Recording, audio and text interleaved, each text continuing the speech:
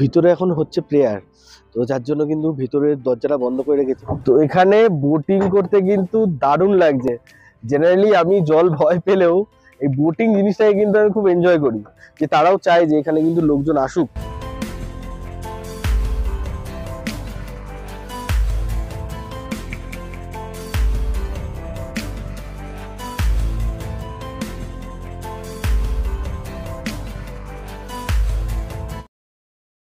হে বন্ধুরা, welcome to my channel, welcome to another new video. I hope তোমরা সবাই খুব খুব ভালো আছো। তো এখন আমি বর্তমানে রয়েছি দার্জিলিং এ, আর দার্জিলিং এ আজকে আমাদের থার্ড ডে। আর আজকে কিন্তু আমরা করতে চলেছি কয়েকটা সাইট সিন। কালকে আমরা গেছিলাম রোপওয়ে, এইচএমআই এবং জুতে। আর আজকে করব কিছু সাইট সিন, যার মধ্যে রয়েছে rock garden, Japanese piece pagoda, আরো কয়েকটা জায়গা। তো চলো, নিচে গাড়ি আমাদের চলে এসছে, 10টা মতো বাজে। তো ড্রাইভার দাদা বলেছে 6টার মধ্যে সব ঘুরিয়ে দেবে, যেগুলো আমি বলেছি। তো চলো একবারে নিচে যাই, গাড়িতে উঠে বেরিয়ে পড়ি আজকে সাইট সিনের জন্য। এবং আজকে সাইট সিনে যা যা দেখবো সমস্ত কিছু তোমাদের সাথে শেয়ার করব, আর যা যা ইনফরমেশন দেওয়া যায় সেগুলো তোমাদের সাথে শেয়ার করবো। তাহলে চলো এখন নিচে যাই, কারণ নিচে গাড়ি দাঁড়িয়ে রয়েছে, দাদা বারবার ফোন করছে। তো চলো। তো রাইট নাও এখন চলে এসেছি হোটেলের বাইরে, আর আমাদের গাড়িও চলে এসছে। এই গাড়িতে করে আজকে ট্রাভেল করব। তো চলো গাড়িতে উঠে পড়ি। ফার্স্টে কোন জায়গা আছে গাড়িতে উঠে সব বলছি। হচ্ছে আজকে আমাদের বাহন। তো ঝমাঝম উঠে পড়ি। তো এখন বসে পড়েছি আমাদের গাড়িতে। তো আজকে আমাদের সাইট সিনের ফার্স্ট যেটা স্পট হতে চলেছে সেটা হচ্ছে জাপানিজ পিস প্যাগোডা। তো সেখানেই আমরা আজকে যাচ্ছি ফার্স্টে, যেটাকে কিন্তু দার্জিলিং এ নর্মাল পিস প্যাগোডাও বলা হয়। তো আগের বার এসেও পিস প্যাগোডাতে গেছিলাম, তো এবারও কিন্তু ফার্স্ট শুরু হচ্ছে পিস প্যাগোডা দিয়ে। তো চলো একবারে গিয়ে তোমাদের সাথে পিস প্যাগোডায় দেখা হচ্ছে। আর ততক্ষণ তোমরা এই দার্জিলিং এর সুন্দর রাস্তাটা উপভোগ করো।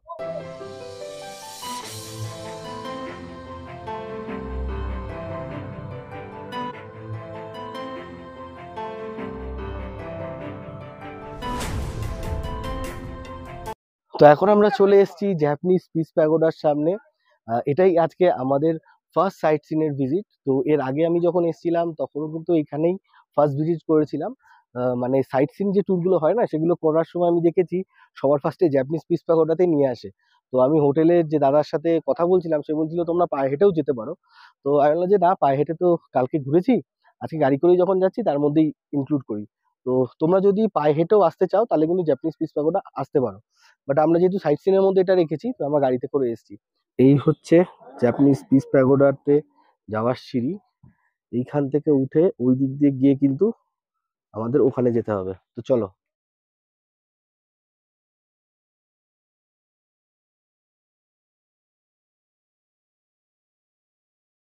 তো এখন দাঁড়িয়ে রয়েছি যে পিস প্যাগোডার যে মেন মনেস্ট্রি রয়েছে, মন্দির রয়েছে, তার ঠিক সামনে। তো চলো ভিতরে যাই। এখানে কিন্তু আগের বার অব্দি ক্যামেরা অ্যালাউ ছিল, এবারও দেখলাম ক্যামেরা অ্যালাউ আছে। খালি তোমাদের জুতোটা বাইরে খুলে রেখে যেতে হবে। তো চলো ভিতরে যাওয়া যাক। তো এই হচ্ছে এন্ট্রি গেট। আর এখানে শু র্যাক করা আছে, এখানে তোমাদের জুতো রাখতে হবে।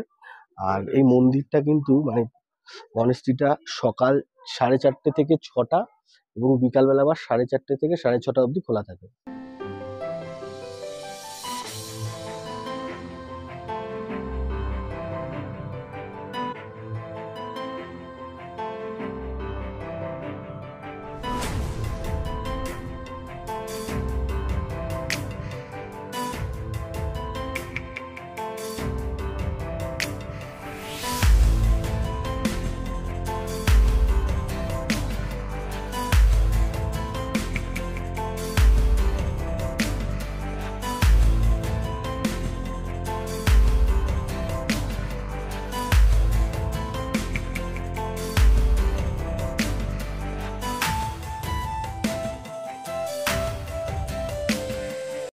এই পিস প্যাগোডার চারিদিকটা কিন্তু খুব সুন্দর, এত সুন্দর সুন্দর উঁচু উঁচু কিছু গাছ রয়েছে, সেই গাছগুলো এই পিস প্যাগোডাকে ঘিরে রেখেছে, যেটা কিন্তু দেখতে দুর্দান্ত লাগে।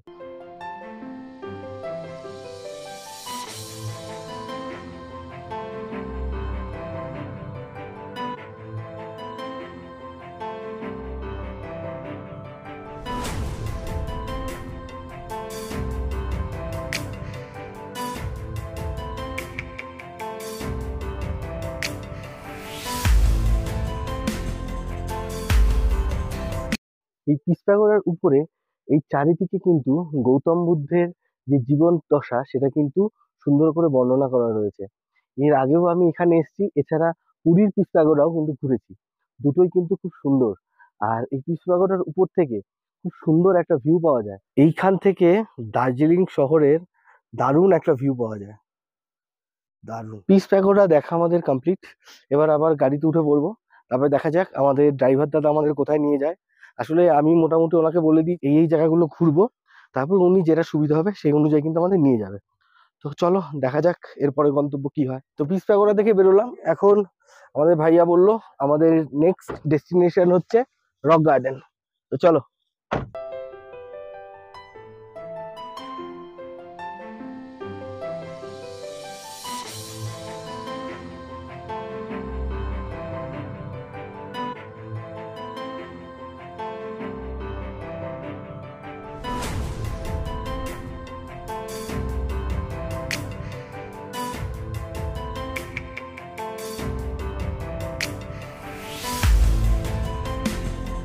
তো এখন আমরা চলে এসেছি আজকে আমাদের সাইট সিনের দ্বিতীয় গন্তব্যে। তো এটা হচ্ছে রঙ্গিত ভ্যালি টি গার্ডেন। তো এখান থেকে কিন্তু দারুণ সুন্দর একটা ভিউ পাওয়া যায় এবং ছবি তোলার জন্য কিন্তু খুব আদর্শ জায়গা। আগের বার যখন দার্জিলিং এসেছিলাম এখানে কিন্তু অনেকটা সময় ছিলাম এবং খুব সুন্দর সুন্দর ফটো তুলেছিলাম। তো এইবার সময়টা যেহেতু জানুয়ারি, তো এখন কিন্তু মনে হচ্ছে চা বাগান অনেকটাই মানে নেই নেই, মানে এখন তো চায়ের সময় হয়নি, হয়তো এখনো নেই। তো চলো গিয়ে দেখি। এটা হচ্ছে রঙ্গিত ভ্যালি টি গার্ডেন থেকে ভিউ, অপূর্ব। তো রঙ্গিত ভ্যালি টি গার্ডেন মোটামুটি ঘোরা কমপ্লিট। এখন কিন্তু ওই রঙ্গিত ভ্যালি টি গার্ডেন যে জায়গাটা আমাদের দাঁড় করালো সেইখানটায় গাছগুলো সব তুলে ফেলেছে, ওর জন্য খুব একটা ভালো ভিউ আসছে না। বাট তার আশেপাশের যে জায়গাটা সেটা কিন্তু খুব সুন্দর। মানে আমি এখন যেখানে দাঁড়িয়ে রয়েছি এইখানে দাঁড়িয়ে কিন্তু ফটো সেশন করার জন্য দারুণ একটা জায়গা। তো এবার আমরা এখান থেকে সোজা চলে যাব রক গার্ডেনের দিকে। তো তার আগে তোমাদের এই চারিদিকটার একটা ভিউ দেখিয়ে দিই।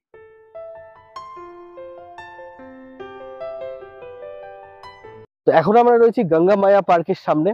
তো আমাদের এখন যাওয়ার কথা ছিল রক গার্ডেনে, কিন্তু রক গার্ডেনে না দাঁড়িয়ে আমরা সোজা গঙ্গা মায়া পার্কটা আগে কভার করে নিলাম। গঙ্গা মায়া পার্কটা আগে কভার করে নিলাম, তার কারণ হচ্ছে এইটা মানে রক গার্ডেন থেকে ছাড়িয়ে আসতে হয় ওই রাস্তাতেই। তাই আমাদের যে ড্রাইভার ভাইয়া ছিল সে বললো যে তোমরা আগে গঙ্গা মায়া পার্কটা করে নাও। তো তার জন্য আমরা কিন্তু গঙ্গা মায়া পার্কটা আসলাম। বাট এই গঙ্গা মায়া পার্কটাতে কিন্তু অনেক ড্রাইভার আসতে চায় না, মানে তারা অ্যাভয়েড করে। তার মেন কারণ হচ্ছে এখানকার রাস্তা, এই রাস্তার জন্য কিন্তু ড্রাইভাররা আসতে চায় না। এখানে রাস্তাটা খুব একটা ভালো না, মানে প্রায় অফ রোডিং টাইপের বলতে পারো। তো যার জন্য কিন্তু আসতে চায় না। বাট আমরা লাকিলি দুজন ছিলাম বলে ড্রাইভার দাদাকে কনভিন্স করতে পেরেছি। তো ড্রাইভার দাদা এমনিও খুব ভালো, উনি নিজে আমাদের সাজেস্ট করেছেন যে গঙ্গামায়া পার্কটা তোমরা আসো, ভালো হবে, এখানে বোটিং এর ব্যবস্থাও আছে। তো যাই এখন ভিতরে গঙ্গামায়া পার্কের। তার আগে তোমাদের গঙ্গামায়া পার্কের বাইরের ভিউটা দেখিয়ে দিই, ভিউটা কিন্তু দুর্দান্ত।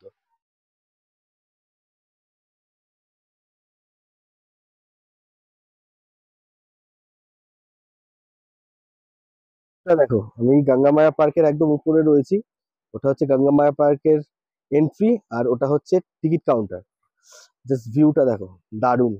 নিচ দিয়ে জল বয়ে যাচ্ছে, পাহাড়ি জল, অসাধারণ। এবার ভিতরে যাই, ভিতরে গিয়ে দেখি টিকিট প্রাইস কত। তো এটা হচ্ছে গঙ্গামায়া পার্কের এন্ট্রি, আর এখানে রয়েছে টিকিট কাউন্টার, এখান থেকে টিকিট কেটে কিন্তু ঢুকতে হবে। পার হেড টিকিট 20 টাকা করে, আর আমাদের দুজনের টিকিট এই যে 40 টাকা নিল। এই হচ্ছে এন্ট্রি গেট, এখান দিয়ে আবার ভিতরে ঢুকবো।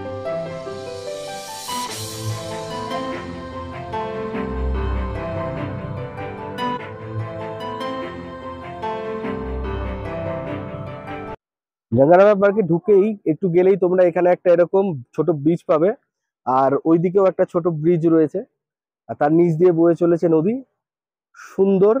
আর এইদিকে যে রাস্তাটা গেছে এই রাস্তা দিয়ে গেলে আমরা বোটিং পাবো।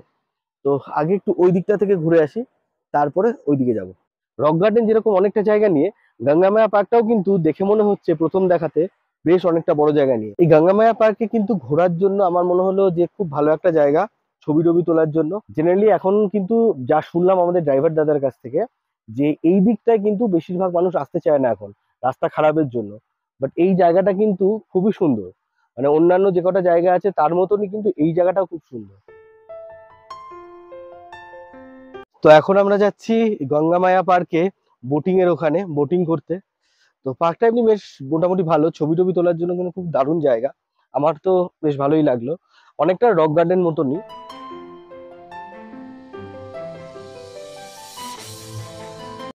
এই যে জায়গাটা দেখছো, এখান থেকে সোজা গিয়ে ওইটা হচ্ছে বোটিং লেক, ওখানে গিয়ে আমরা বোটিং করব। তো চলো। তো এটা হচ্ছে সেই বোটিং লেক, এইখানে কিন্তু বোটিং করা যায়, দারুণ লেকটা। আর সামনে ওখানে একটা ওয়াটারফলস আছে, অনেকটা সামনে অব্দি যাওয়া যায়, দড়ি দেওয়া আছে, ওই দড়ির বাইরে যাওয়া যায় না। আমি যদি যাই দেখাচ্ছি তোমাদের।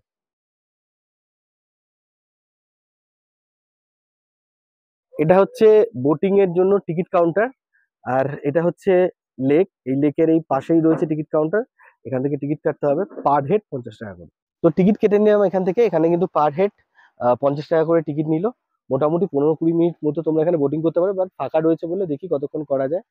আর এই হচ্ছে টিকিট, আমাদের দুজনের টিকিট, তাই 100 টাকা নিল। তো এখন বোটিং করছি গঙ্গা মায়া পার্কে, আমি আর মেরি। তো দারুণ একটা ভিউ এখান থেকে কিন্তু পাওয়া যাচ্ছে চারিদিকে, তোমাদের দেখাচ্ছি দাঁড়াও। এই হচ্ছে ভিউ, অপূর্ব।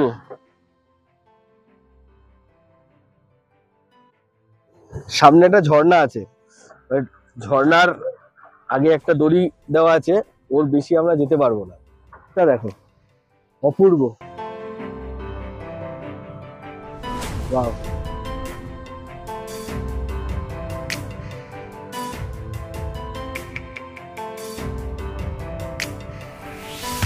তো এখানে বোটিং করতে কিন্তু দারুণ লাগছে।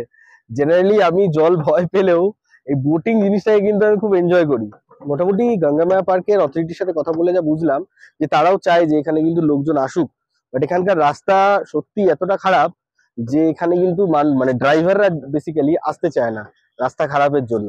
রক গার্ডেন আর এইটা কিন্তু সেম অথরিটির আন্ডারে পড়ে। তো যাই হোক, আমি ভিডিওর মাধ্যমে বলছি যে যদি রাস্তাটা ভালো করা যায় তাহলে কিন্তু এখানে আরো টুরিস্ট আসবে। আগে নাকি এখানে অনেক টুরিস্ট আসতো, এখন সেটা কমে গেছে।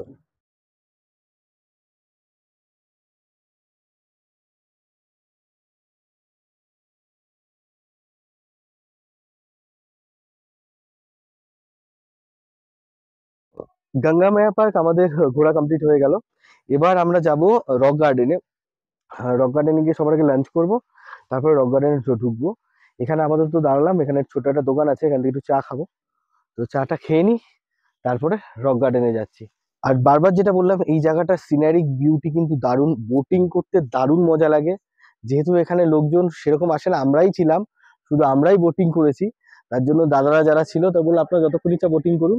আমরা 8 ঘন্টা অব্দি বোটিং করেছি, যতক্ষণ না আমাদের পা অসাড় হয়ে গেছে। তো দারুণ একটা এক্সপিরিয়েন্স হলো। তো তোমরা যারা দার্জিলিং এ আসছো তারা ড্রাইভারকে ম্যানেজ করে যদি পারো, এই গঙ্গামায়া পার্কটা কিন্তু তোমাদের এই ট্যুর লিস্টে রেখো। আমি মানে ব্যক্তিগতভাবে বলছি, তোমরা হতাশ হবে না। তো এখন আমরা চলে এসেছি রক গার্ডেনে। তো রক গার্ডেনে যাওয়ার আগে আমরা একটু এখান থেকে লাঞ্চ করবো, কারণ খিদে পেয়ে গেছে, আর প্রায় 2টো মতো বাজে। তো এখানে আগেরবার যখন এসেছিলাম একটা রেস্টুরেন্ট ছিল। তো চলো যাই, গিয়ে দেখি কি খাওয়া যায় না যায়। এই কদিন তো আমরা মানে দুপুরবেলা সকালবেলা মোমোর উপরেই রয়েছি, মোমো আর ম্যাগি। তো এবার দেখা যাক কি খাওয়া যায়।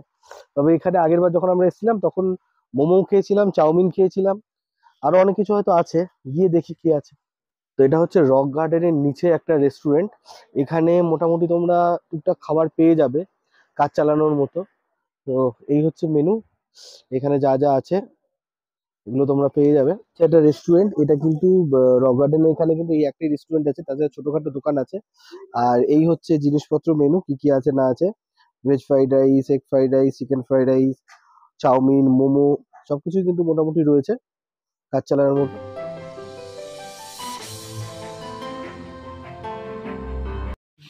মেরি এখানে ভেজ মোমো অর্ডার দিয়েছিল, চলে এসেছে, সুন্দর শাল পাতায় করে দিয়েছে। তো মেরি ভেজ মোমো খাবে, ও তো মোমোর উপরে রয়েছে। আমি অতদিন মোমোর উপর ছিলাম, কিন্তু আজকে আমি একটু মোমোর সাথে চিকেন ফ্রাইড রাইস অর্ডার দিয়েছি। আমারটা এখনো আসেনি, ওটারটা দিয়ে গেছে। তো মেরির মোমোর পর আমার চিকেন ফ্রাইড রাইস কিন্তু চলে এসেছে, খুব সুন্দর করে উপর দিয়ে পেঁয়াজ আর লঙ্কা গার্নিশ করে দিয়েছে, আর চিকেনের পিসগুলো কিন্তু বেশ প্রমিনেন্ট। তো চলো সময় না বাড়ি খেয়ে নিই। আর মেরি তো মোমো খেয়েই যাচ্ছে, তো খেয়েই যাচ্ছে। তো আমাদের রেস্টুরেন্ট থেকে খাওয়া হয়ে গেল। তো মেরি খেলো 1 প্লেট ভেজ মোমো, আর আমি খেলাম 1 প্লেট চিকেন ফ্রাইড রাইস। তো এখানে চিকেন মোমোটা কিন্তু ছিল না আজকে। ভেজ মোমো 8 পিস নিল 50 টাকা, আর চিকেন ফ্রাইড রাইস নিল 130 টাকা 1 প্লেট। যদিও চিকেন ফ্রাইড রাইসটা কিন্তু আমাদের ওখানকার ফ্রাইড রাইসের মতো না, অনেকটা আমরা ওই বাড়িতে ভাত ভাজা খাই না, আমি তো খাই বাড়িতে ভাত ভাজা, খুব ভালো ওই রকম খেতে, কিন্তু টেস্টটা বেশ ভালো, ভালোই লাগলো। তো খাওয়া দাওয়া পরে এবার চলেছি রক গার্ডেনের একদম সামনে। এখন রক গার্ডেনে ঢুকবো, টিকিটটা করে নিই, তারপরে রক গার্ডেনে ঢুকছি। তার আগে বাইরে থেকে একটু রক গার্ডেনটা দেখে নাও।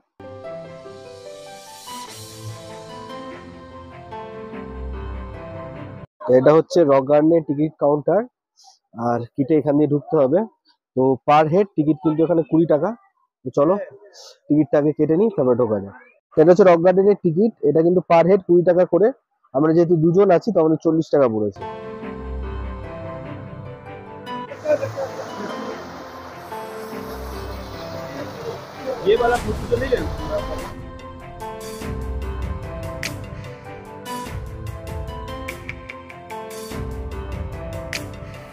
তো এই রক গার্ডেনের উপরে কিন্তু একটা দারুণ ঝর্ণা আছে। তো আগের বার যখন আমরা এসেছিলাম তখন কিন্তু সেই ঝর্ণাটা আমি আর মেরি দেখতে পাইনি, কারণ এই রক গার্ডেনের উপরে অনেকগুলো রাস্তা আছে, এক একটা এক এক দিকে চলে যায়। তো আমরা যেই রাস্তা ধরে আমি আরো গেছিলাম ফটো তোলার চক্করে, সেই রাস্তা দিয়ে কিন্তু আর ঝর্ণা যাওয়া যাচ্ছিল না, রাস্তায় দেরি হয়ে যাচ্ছিল। তাই আমি আর মেরি আর ঝর্ণাটা দেখতে পাইনি। তো মেরি আজকে এসেই বলছে যে এবার কিন্তু তো এবার কিন্তু মেরি বলছে সবার আগে ঝর্ণা দেখতে হবে। তো চলো দেখি দেখা পাই নাকি না।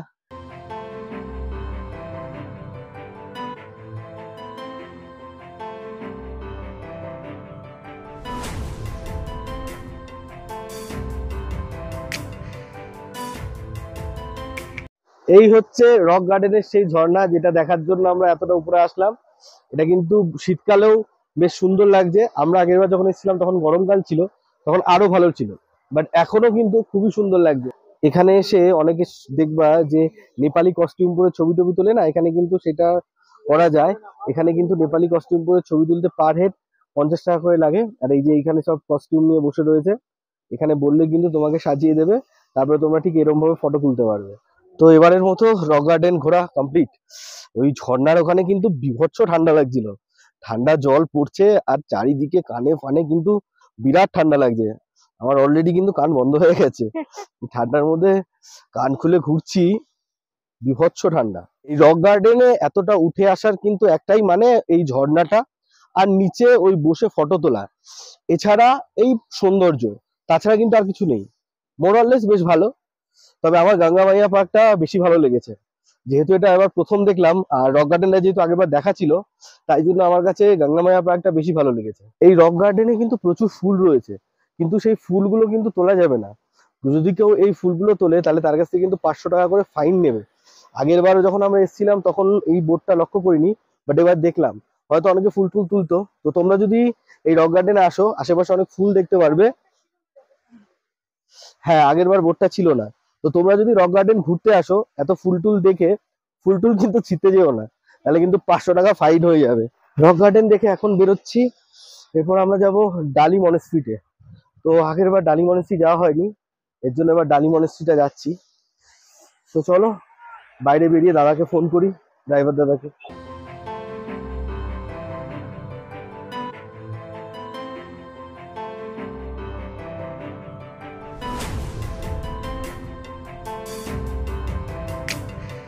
তো এখন চলে এসেছি আজকে ট্যুরের আমাদের নেক্সট এবং লাস্ট ডেস্টিনেশন, সেটা হচ্ছে ডালি মনেস্ট্রি। তো এই মনেস্ট্রিটা কিন্তু আমার অনেকদিন ধরে দেখার ইচ্ছা ছিল এবং অ্যাট লাস্ট আজকে দেখতে পাচ্ছি। তো আমাদের ড্রাইভার দাদা বলছিল যে 4টে থেকে হয়তো বন্ধ হয়ে যাবে। তো এখন 4:10, গেট খোলা আছে, তাড়াতাড়ি যাই, গিয়ে ভিতরটা দেখে আসি। আমার মনে হয় 4:30 অবধি খোলা, দেখা যাক, তাড়াতাড়ি ভিতরে যাই। তো পৌঁছে গেছি ডালি মনেস্ট্রিতে, অনেকটা উঠে কিন্তু পরে আসতে হলো। পিছনেই রয়েছে মনেস্ট্রি, মনেস্ট্রির ভিতরে বললো ক্যামেরা এলাও নেই, কিন্তু বাইরে কিন্তু ভিডিওগ্রাফি ফটোগ্রাফি এলাও। তো যতটা পারছি নিজেও দেখছি, তোমাদেরও দেখানোর চেষ্টা করছি।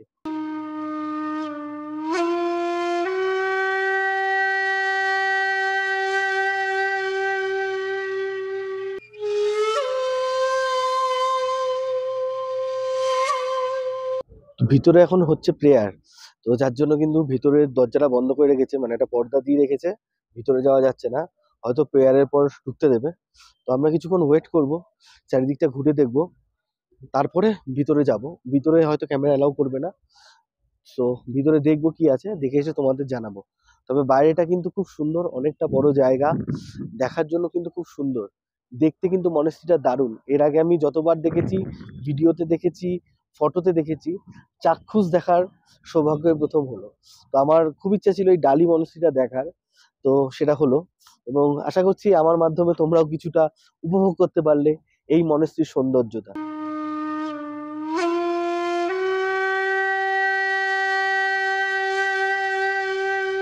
মনেস্ট্রির মধ্যে এখন প্রেয়ার হচ্ছে, আর ওই মনেস্ট্রির মধ্যে একটা গৌতম বুদ্ধের বিরাট বড় একটা সুন্দর মূর্তি রয়েছে, যেটা কিন্তু দেখতে খুবই সুন্দর। তো মানে দেখেই তোমাদের একটা ভক্তি চলে আসবে। তো যারা দার্জিলিং আসছো, ডালি মনেস্ট্রিটা কিন্তু একবার ভিজিট করো, দারুণ দারুণ। তো ডালি মনেস্ট্রি ঘোরা কমপ্লিট, এবার আমরা ব্যাক করবো আমাদের হোটেলে। আজকের মতো সাইট সিনের ট্যুর আমাদের শেষ। ভিডিওটা যদি তোমাদের একটু ভালো লেগে থাকে তাহলে চ্যানেলটি সাবস্ক্রাইব করতে ভুলো না। তোমাদের সাথে আবার দেখা হচ্ছে নতুন আরেকটি ব্লগে। ততক্ষণ সকলে ভালো থেকো, সুস্থ থেকো, টাটা।